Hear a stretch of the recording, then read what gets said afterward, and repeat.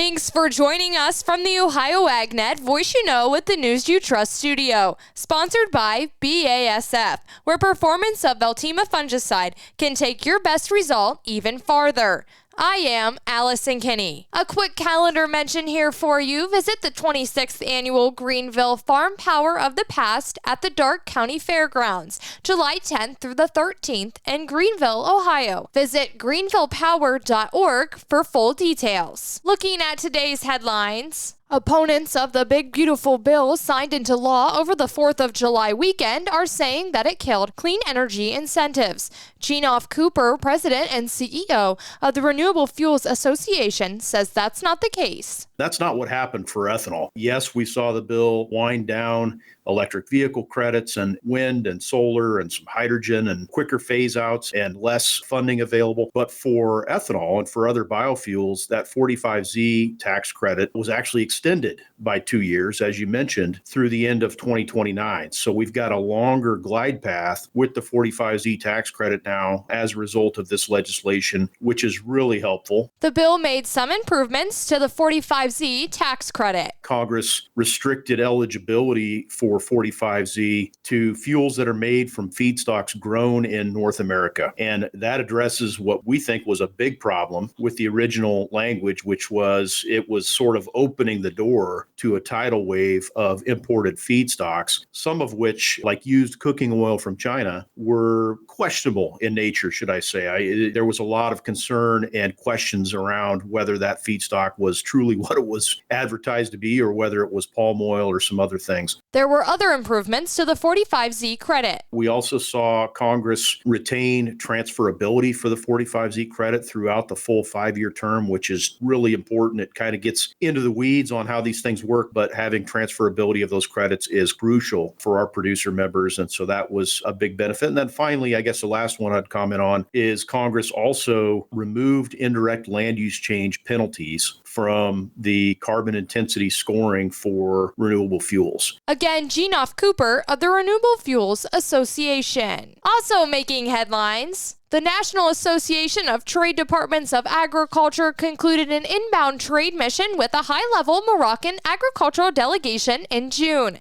The first visit farther strengthened bilateral agricultural cooperation and deepened ties between the U.S. and Morocco, laying important groundwork for continued engagement. The mission also opened new avenues for collaboration and future trade opportunities. The visit was an important step in furthering strengthening agricultural ties between Morocco and the U.S., said NASDA CEO Ted McKinney. It's clear there's a strong appetite on both sides to build long-term trade relationships grounded in shared values and innovation. The Moroccan leaders expressed the strong interest in expanding agricultural partnerships with the U.S.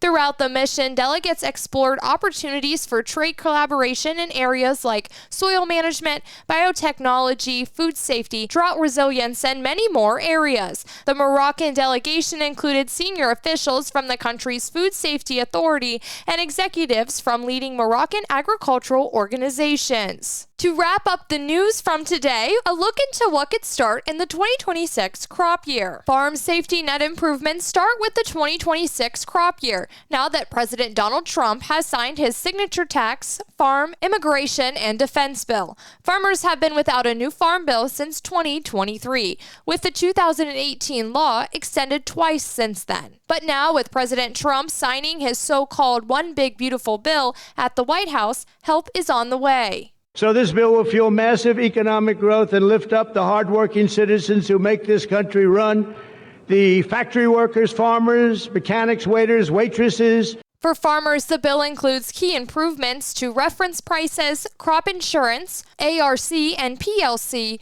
trade promotion, and animal disease prevention, plus small business and equipment tax breaks. The House narrowly passed the Senate's version of Trump's bill after a nonstop 2-day session. The signed bill allows a one-time voluntary accolation of new base acres, requires annual election of either ARC or PLC, boosts the ARC guarantee, and hikes payment limits from $125,000 to $155,000. The Senate also scaled back the House's SNAP program, cost shifting to the states, but still will save some $230 billion and expand SNAP work requirements. The Senate also preserved the 45Z Clean Fuels Act, which will be key to a huge future biofuels market in aviation. This market report is brought to you by Seed Consultants. Simply better performance online at seedconsultants.com. July corn down 7 even at $4.11. December corn down 6.5 at $4.14 1/4.